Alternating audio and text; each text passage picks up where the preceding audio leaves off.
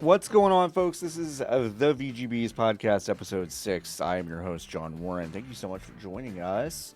This is a weird one this week because we are riding solo, you and me. You and me are riding solo. No Nikki Grayson this week. A lot of scheduling conflicts. Not really on Nikki's end, more on mine. It's a long story. I'm leaving town on Friday for the weekend on a short notice. We moved stuff from Thursday to Friday initially to not record on the holiday. And then I had to move stuff around. So I appreciate everyone's patience. But yeah, this is me riding solo with you. We do have a good show for you. And there's not actually like that much like hard news to talk about. So what I thought I would do is essentially talk about a few games that I've been playing and some details from those, which I think is a fun way to spend this time. Um, First, I want to contemplate. There was a new drop of Nintendo Switch Online games. I'm trying to find a list of that as we roll on. Switch Online. I just had the thing up. Let me open it up again, because it's a weird slate. Um, it's a weird slate. Here we go. Here's the new one. Here's the new list. Here it is. Here it is, folks. Here's the new list. Um, I'll pull up the video too. Why not? I'll show us the video. If you're watching this on video, thanks for your patience. We're gonna mute the video as well. There's only really one of these that I know of that I've played before, but it's kind of fun. Cobra Triangle is one of those that I never. I think I had a friend that had Cobra Triangle. I thought it really looked cool because it's that kind of isometric action game. It's like a boat. It's a boating thing, and it's like, kind of tanky controls because the perspective never changes. Obviously, that's kind of a fun one. I dig that. I dig a lot of these NES games that kind of fell off the radar. Solar Jetman is also one that I feel like I had friends that had played this before. Really interesting concept, kind of roving around in a multi-directional ship, which is kind of cool. Um, Definitely looks like it's ahead of its time, I feel like. But that's an old one. I always love Sun's Off games. This is Mystery of Atlantis. Looks a little bit like a Pitfall, um, but with just a lot more kind of almost like ghouls and ghosts, ghouls and goblins vibe. You're throwing little bombs and stuff. It's kind of fun. So I'm excited to actually try some of these out. Mock Rider is an interesting one, of course. It's a motorcycle kind of right behind the perspective shoulder racing game, but it's also got combat, which is a lot of fun. Um, so I dig stuff like that. Ravioli decided to join me. You can see Ravioli the puppy on the video version of these, which you can see over at vgbs.com and also our YouTube channel, youtube.com/at VGBs. This is, of course, golf, and this is the one that I played the most. My dad and I played this one a lot. Um, a guy that looks an awful lot like Mario is the dude that you're controlling. I liked golf a lot. I played that a lot. Now I played Donkey Kong Jr.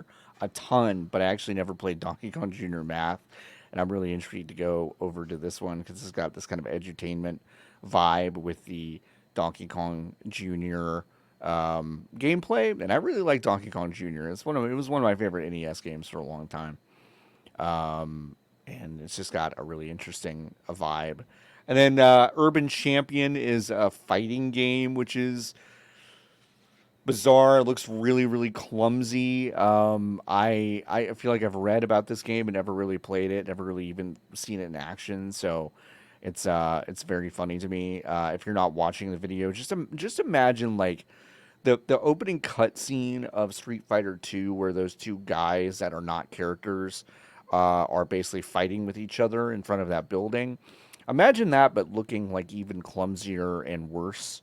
And that's kind of the vibe of the July 2024 game update, game Urban Champion.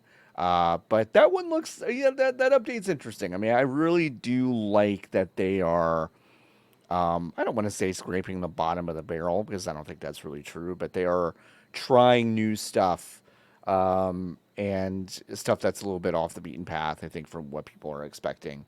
They've already put a lot of like really, really major good stuff onto Switch Online, so it kind of makes sense. All right, I played 3 games recently, like quite a bit. I played 3 games the most. I'm going to start with the uh, maybe the most kind of fascinating and one that I think people have been talking about the least. No, actually, that's not true. One I'm talking about in a second. In a second, the one I played the most of is definitely way more off the beaten path. But this one is at least one that like it got a lot of play during uh, SGF, um, and I never got a chance to check it out firsthand. But I did get a chance to get in the closed alpha. This is Fragpunk. It is a competitive hero shooter. When they showed the trailer for this game and I saw some early gameplay, it looked a lot like a fast-paced, maybe Apex Legends game. The central conceit of Fragpunk is you have cards that you can play at the beginning of each round, unlocked by performing well in the match itself, in the matches itself. You can then kind of spend currency on these cards per round that change the gameplay. Maybe gives you an advantage, maybe gives the entire field some sort of enhancement. But it's really cool. It's a really cool conceit. But I have to say, when I actually played this game, it actually does play a lot like Valorant. You can't do like slide crouches.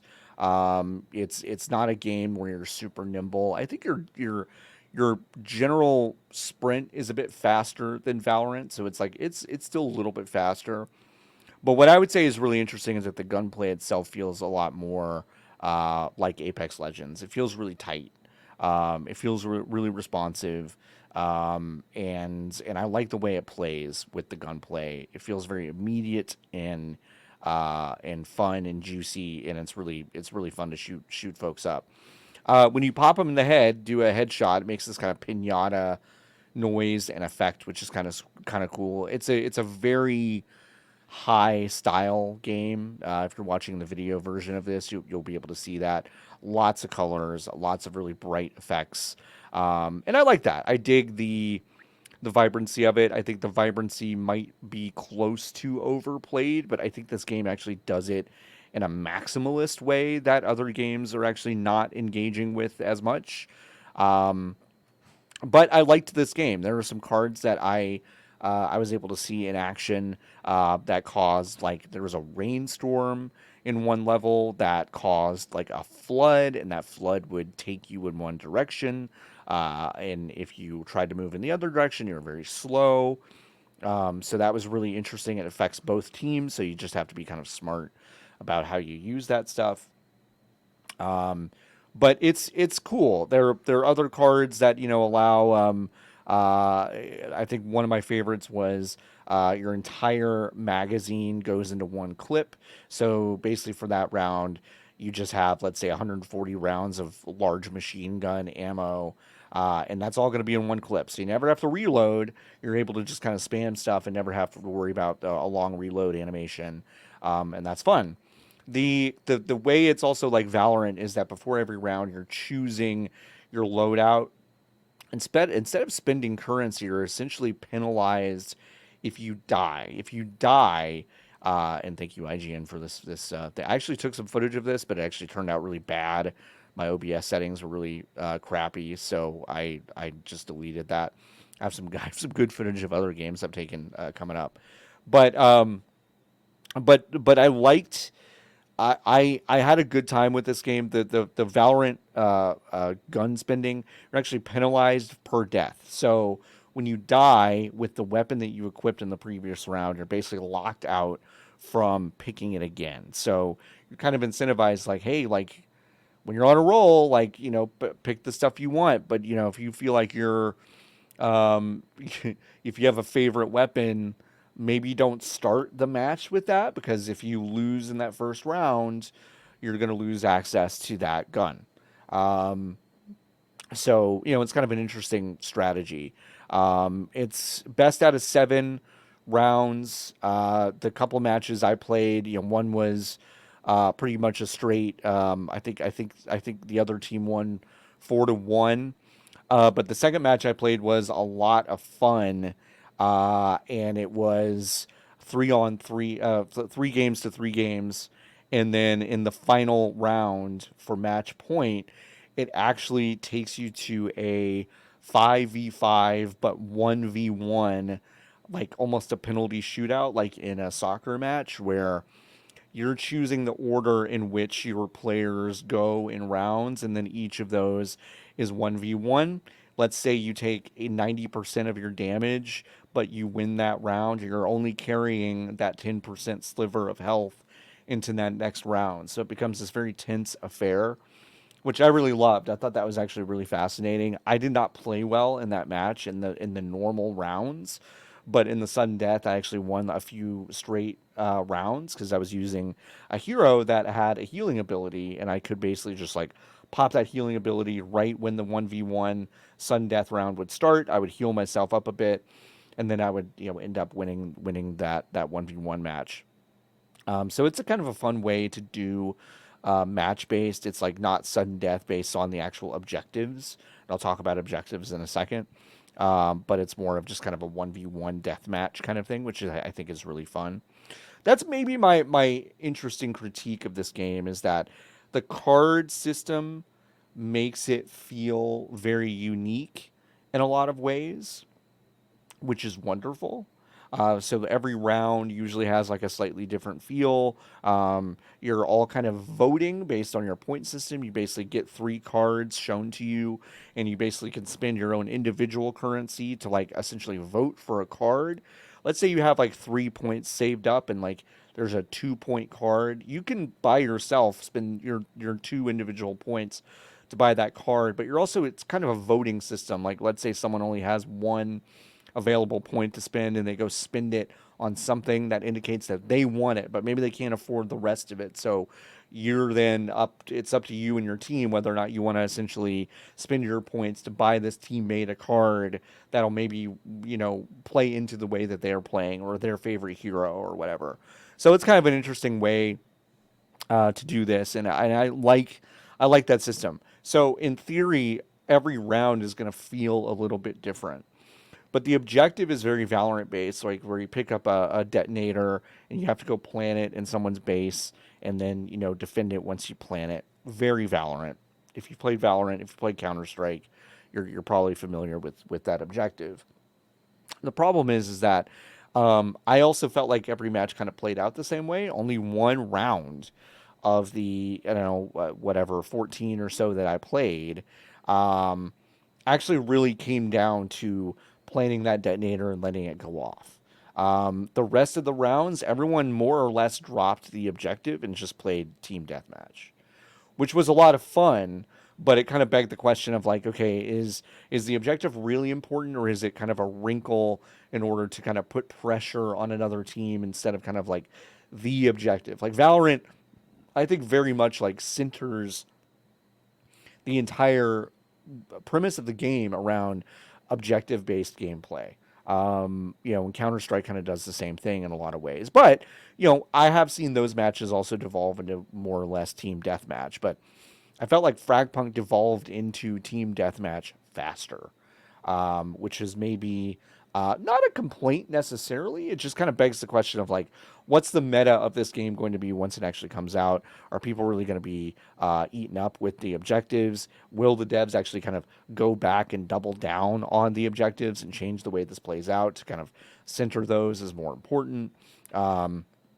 Or is it just going to be, kind of this interesting wrinkle of like, well, you have these objectives, but they only exist essentially to put pressure on another team, and that's also kind of its own interesting wrinkle. So I don't necessarily think that's a bad thing, but it was interesting that while every round in theory played very differently, it all kind of devolved to the same kind of, all right, let's go kill everyone else vibe.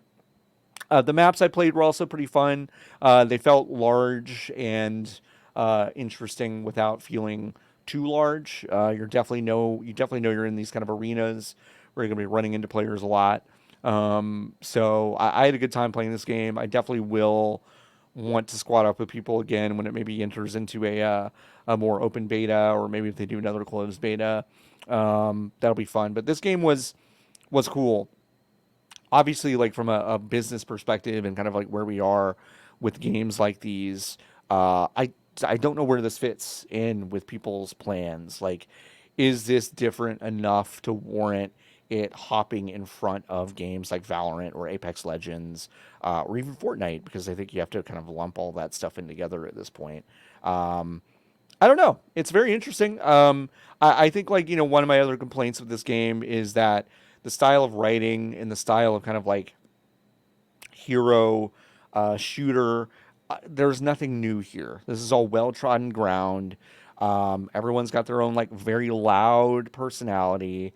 All the archetypes are there. They're just typically kind of like gender swapped or like race swapped based on other hero shooter games. Like it's like, oh, here's the poison one from Apex, but it's like a French lady now. There's just not a lot of ground that has not been covered by these hero shooters yet. I mean, that has not already been covered by these hooter shooters. No, these hero shooters. Um, but it's cool. I like it. I think it's a good game. It's a well made game. Excited to play more of it. I just don't know, what it moves in front of, I guess I should say. So, but it'll be cool to see. Definitely had fun, and yeah. So that's Fragpunk. Um, Another game that I have played a lot of, probably the most I played the most of this following game is Street Fighter Six. I played Street Fighter Six a lot over the past week because I have wanted to take Bison for a spin. And this is footage that I took from the game itself. Let's fast forward, to actually seeing the game in action. Um, I played exclusively with Bison this past week, trying to do ranked matches, getting to know him outside the context of the 25 minutes or so I played with Bison at SGF, and I had a blast. I had a blast with Bison. As I mentioned in a previous episode, Bison is just kind of the faster, more aggressive version of himself from Street Fighter 2 and 4. I feel like he really was more of a hulking, range limited, even though he has the Psycho Crusher fighter from 5, and in 6 he is really back to being someone who can press and press and press, and I like that kind of gameplay. And it's just kind of a return to form for that character. Love the design; it's so classic. Obviously, as you're seeing in my footage here, I went with his classic costume, the blue version. But his kind of standard costume is kind of raggedy. He's wearing the same pants and knee guards and all that stuff. But they're all ratted, and he's basically been living on streets looking for his psycho power again. Is the story? He's got a horse now. Most people are saying that must be some sort of nod or throwback to the M. Bison portrait from the movie where he's on that horse. I don't know if that's true or not, but it's certainly a fun throwback, and they even do the same positioning at some point, so I have to imagine it's probably accurate. Um, but I had a lot of fun with Bison. Obviously, the greatest hits were there. He's got that press knee, that double knee, which used to be a charge attack, but now it is a quarter circle, which means that you can kind of set things up a little bit faster. And then, like, really, the key to Bison's gameplay in Street Fighter Six are Psycho Mines, and Psycho Mines are a brand new mechanic where some attacks will basically allow him to implant this timed Psycho Mine onto the opponent. After a certain amount of time, that mine is going to explode and basically juggle the opponent. The opponent can basically undo the Psycho Mine by landing some hits or by blocking a move from a Bison that would trigger the Psycho Mine. So, for example, if I land the Psycho Mine and then I hit a Psycho Crusher and actually hits, what it's going to do, it's going to hit the opponent for a Psycho Crusher, and then in midair, that thing is going to detonate no matter how long it's been on the opponent, and also explode, setting up more combo potential. So really, really devastating, right? But if the opponent blocks the Psycho Crusher, it's going to basically detonate the Psycho Crusher during that block, and so nothing is actually hurting the opponent. So it's a cool mechanic. You know, the one I think drawback from Bison, at least for me, I'm not a high level player, so high level players you should basically like listen to them if you are also a high level player, because I'm not. So I probably sound like an idiot when I talk about this stuff. But the big thing with Bison, the Psycho Mind stuff, is that that feels very core to how you get the most out of Bison in this iteration. And Psycho Minds, like as you might imagine, aren't necessarily all that easy to implant. There's a slow hulking maneuver that essentially plants that move. It's very telegraphed. It's very easy for your opponent to spot, and you really have to make it part of a combo or part of a punish to make it work. So when you do one of those one of those drive moves that basically stun blocks your opponent, those big flashy moves, those parries, those are opportunities to get in that Psycho Mine. And like I'm not a very good player, so it's not that easy to get this stuff going, right? So um, yeah, so that's my kind of take on the new Bison stuff. I think he's a blast to play. I'm really excited about a lot of these new characters coming up. Obviously, we still have Terry and Mai from Fatal Fury, which I'm very excited about. We also have Elena, who was so broken in five, but also a favorite from three, which is really fun. So I'm excited for those new characters. Like Street Fighter Six is just really good. I went back to Tekken 8 for a little while. I dipped back into a couple other fighting games for a little while. Took a really big break from Street Fighter 6 and getting back into it with Bison. Um, what a treat that game is. I certainly not new information, but it is such a delightful game, and Bison's a great character. So that's been a fun one to get back into. Let's dip into the last of the games that I played. Let's see, did this overwrite this? Okay, this is good to go, and then I can start this. And we are sharing the screen. This is a game called The Land Beneath Us. This is from a studio called Fair Play Studios. They're a Thai studio, actually. This kind of got on my radar from Taylor Hicklin. Hi, Taylor. Thanks for pointing me in this direction. It's a very interesting tile-based, turn-based dungeon crawling rogue light game. And I wasn't so much intrigued by the look of this game. Like it's got very capable, if unremarkable, pixel art. It's got capable, if unremarkable, visual novel elements that if you've played a Hades, you'll very much understand the flow of this game. You're supposed to kind of dive into the lands beneath us in order to vanquish this evil that's happening. And you're going on these runs, and then you go back to a base to unlock permanent upgrades and things like that. Story doesn't really make a lot of sense. I don't think the writing is all that great. It's a very tongue-in-cheek. He's right behind me, isn't he? Kind of writing. No big marks for me for a lot of this stuff. But I think the gameplay is compelling enough that even if that stuff is not your cup of tea, you might be willing to look, past it and get into the game. Um, if you're watching this on YouTube, you can kind of see that it's a grid based game, and everyone in the grid basically moves and operates one space at a time. No one moves without you moving, so it is turn based in that way, but it is super. You get into a rhythm. At least I found in the hour or so I played of the land beneath us.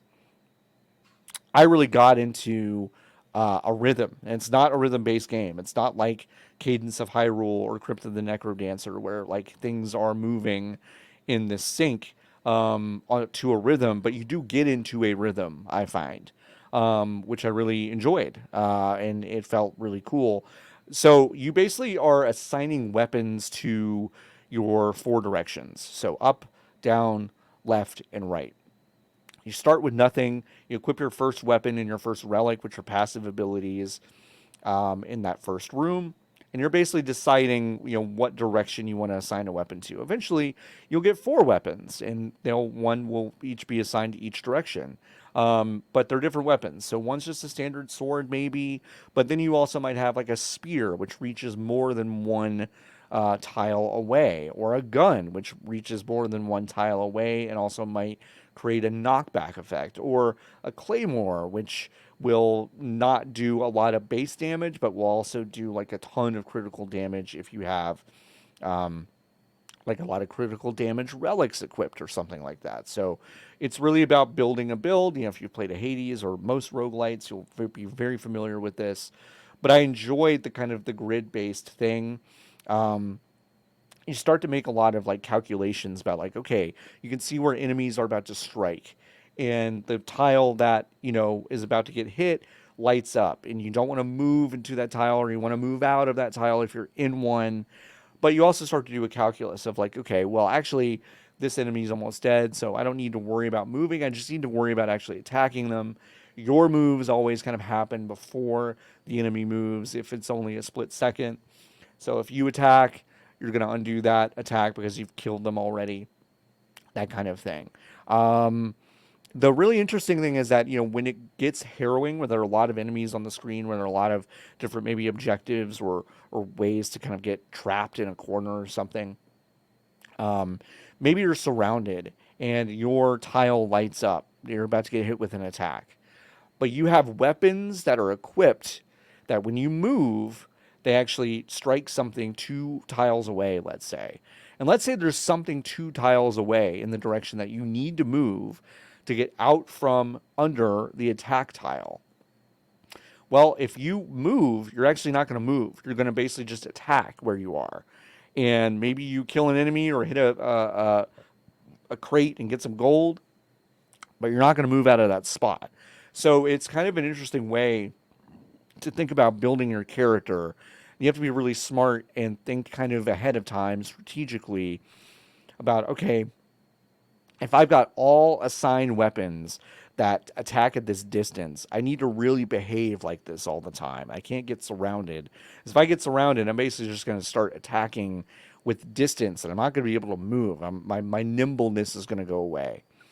But there are also weapons that allow you to basically strike and then move behind your enemies too. So there's just like a lot of interesting wrinkles you can kind of put into your character, but combinations of weapon and relic that make a lot of different combinations. The further you get into this game, I don't think it's really a spoiler, but you also unlock kind of directional based moves, meaning like you can essentially have a special move that if you're moving, if you go left, up, down, right in that order, you'll be able to unleash a special attack that does a lot of damage or does like an AoE effect or something like that.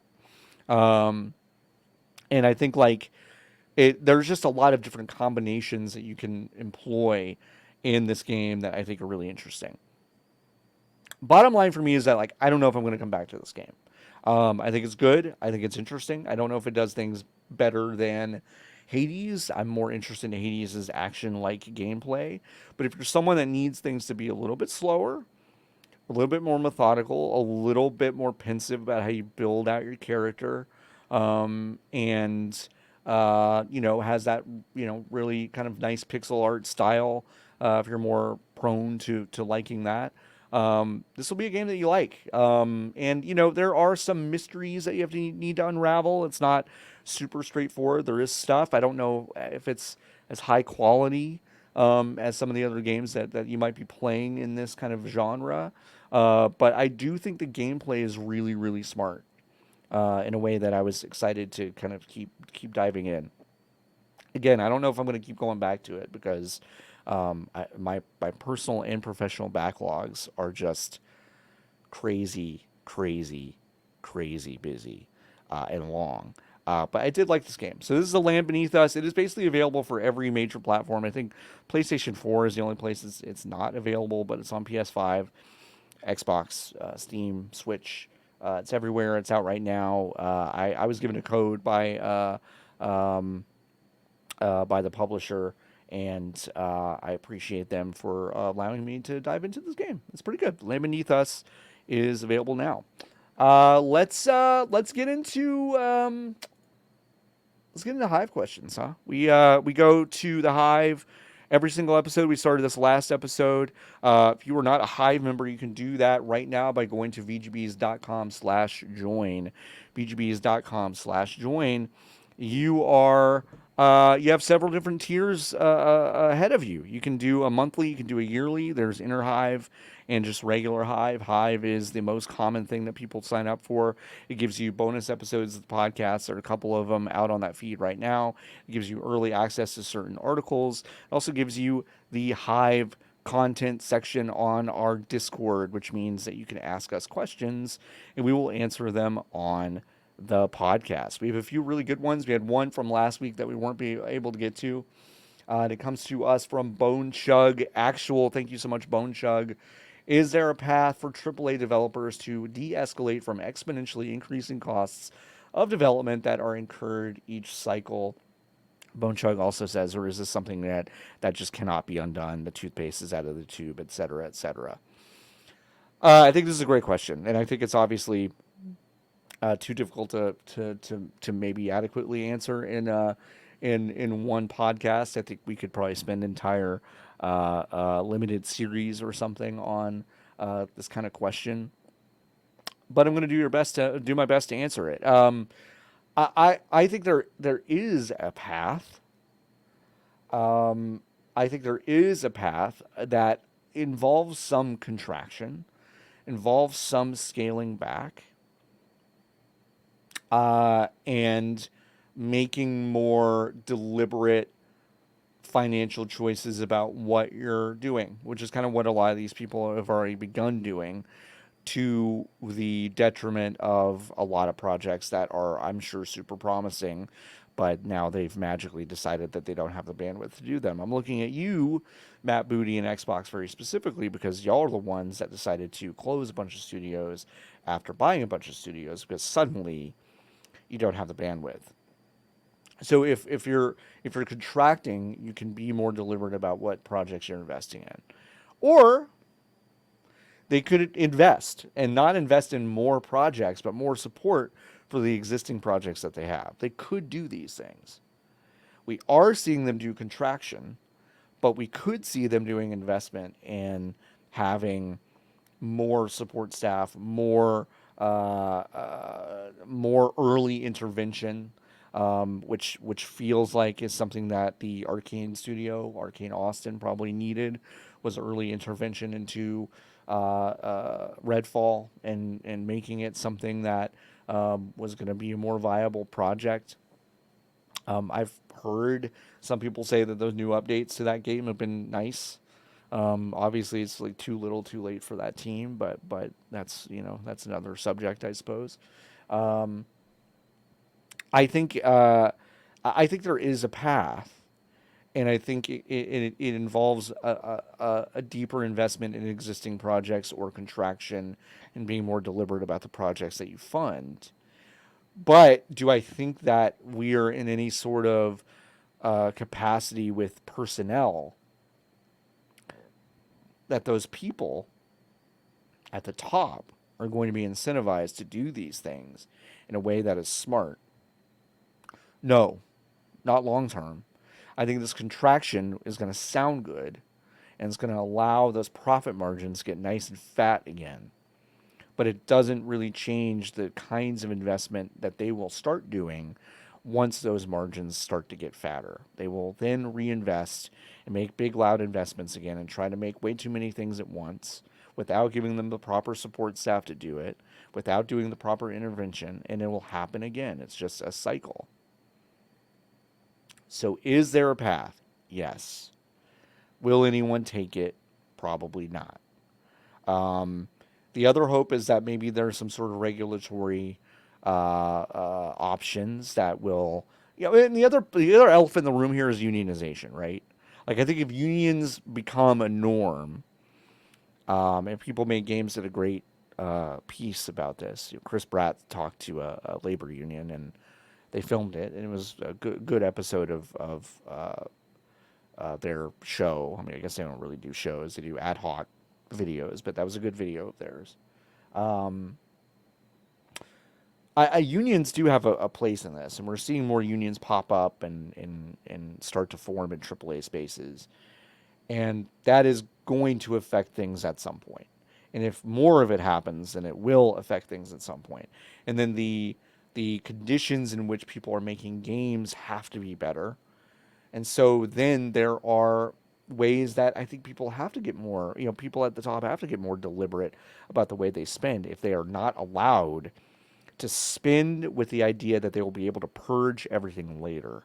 If they know that that's not a button that they can push, they will probably be smarter about the ways that they spend money. Probably. But they'll be working to find loopholes the entire time on how to circumvent that stuff. Rest assured.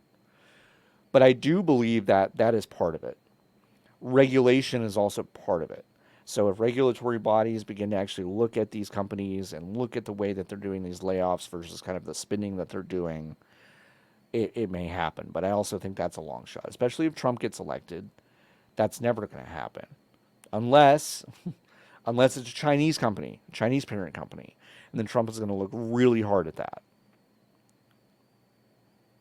If Biden gets elected again, or if Kamala Harris gets elected, we don't really know how that's going to work. There's an off chance that some regulatory stuff might come back in vogue. But the regulatory stuff that was at the heart of the Activision Blizzard acquisition by Microsoft was so shoddy. They had no idea how to try that case. So I have really very little faith in kind of regulatory bodies taking care of this. But that is also something that would affect this, obviously. Um, but no, it would be labor unions and also these kind of contractions or investments. Those are paths. I think unionization is much more likely than a sudden change in philosophy, right? So that's a long answer for a question that probably deserves a longer answer, and one that has multiple perspectives. But I'm answering it now by myself. Um, and there you have it. Thanks for that question. It's a really good one. Saturn asks, which Kingdom Hearts game is your favorite? That's a great question. Thank you so much, Saturn, for asking. I have played the three mainstream numbered Kingdom Hearts games. I've played one, I've beaten one. I've played two and played quite a bit of two, and I've played three and only played about 5 hours of it. I did not like three. I think two is better. I have a sick fondness for one because it was the first, and it was an interesting game at the time. I still do not think those games are very good. I don't think they feel good to play. I don't think the story stuff is wacky in a way that makes me happy. But it's been a while, and I have made a solemn vow. We launched VGBs and had a good time doing that, and it was fun. And I want to eventually reward the audience, maybe sooner than later, by beginning to play the Kingdom Hearts series on stream. So look forward to that. And I don't know if we'll be playing every single permutation. It kind of feels like I should. All of those things just dropped on Steam and I bought them all. So maybe that's right.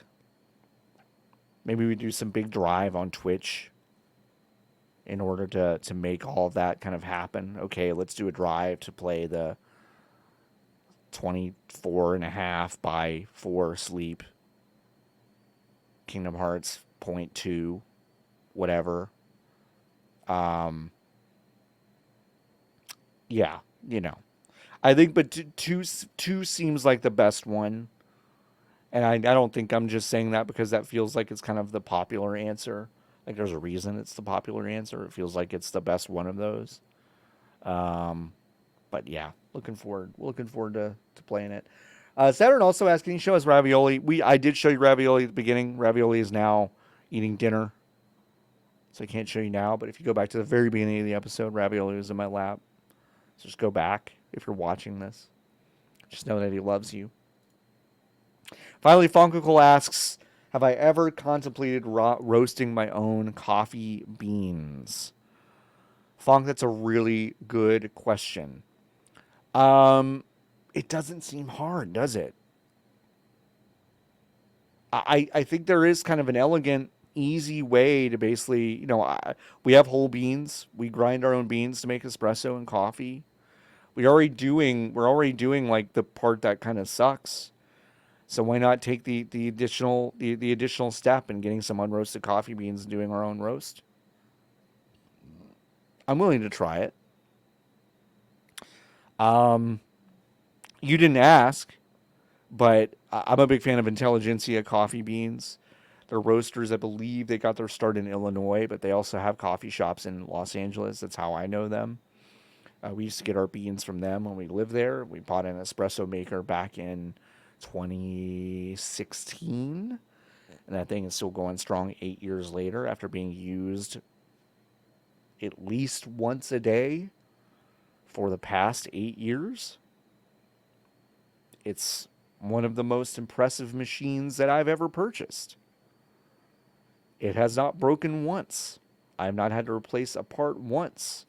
We have just kept it clean, and we've just kept it going. And it's one of those Breville basic model espresso makers that has a grinder on top. It costs, I think, $600 retail. It certainly has paid for itself, which is amazing. And I think that's our next frontier, right? Roasting our own beans. I'm willing to try it. I don't think I'm ever gonna make my own chocolate, but I would roast my own beans. I think my oven sucks. I know that. I feel like it would make a lot of sense to move into a place with a good oven. I think we're gonna sell this house pretty soon and leave this oven behind. It's probably the worst oven I've ever owned. Came with the house. I don't think I want to replace this oven before I leave unless a realtor is like, you have to. But I mentioned on a different show. No, it was this show. It was just last week. That heat just fully escapes from the stove with the oven. So it's time to get a new oven. So I kind of feel weird about roasting coffee beans in an oven that doesn't work very well. But maybe it doesn't matter. But yeah, I don't know. Why not? Why not? Why not try? Let us know at home. Come into the Discord, discord.gg/VGBs. And once again, that's vgbs.com/join. Join the Honey Hive. We're having a good time in Discord. We're having a good time on these bonuses that we've recorded a couple times, which only the Hive gets to hear. And obviously, you're hearing some Hive questions get answered right here on the show, which I love doing. So it's a blast to have folks join the Hive and hang out with us. That's going to do it for this show. I know it's a shorter one, solo effort. I really appreciate everyone's patience. We should be back to normal next week with a new episode with Nikki and a guest. And I'm excited for some of the guests that we have coming up. Some folks that I've wanted to have on since we launched, and maybe some folks that I haven't talked to since the Fanbite days. So I'm excited to have a couple folks on shows. So definitely stay tuned for that. And if you haven't followed our Twitch channel, it's twitch.tv/VGBs. We will do a Tuesday morning stream there every Tuesday. It's called Wake Up Honey. It's Tuesday. We watch a lot of videos.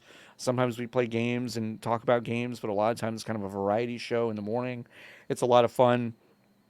We are going to start streaming more generally with the VGBs channel, so make sure you follow twitch.tv/VGBs and catch us there. And yeah, I mentioned earlier, youtube.com/at VGBs is where you'll get to see the video versions of this, and also there will be a part of the site, a post on the site, VGBs.com, with the podcast video on it as well.